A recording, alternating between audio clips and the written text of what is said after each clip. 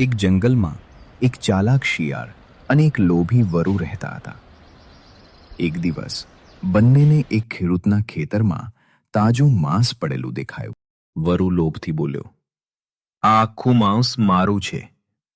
શિયાળે હસીને કહ્યું, "ભાઈ, પહેલા ખાતરી તો કરી લઈએ કે આસપાસ કોઈ છે કે નહીં."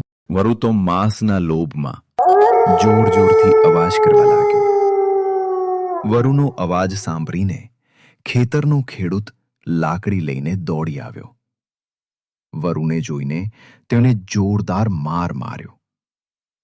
વરુ જેમ તેમ જીવ બચાવીને જંગલ તરફ ભાગ્યો.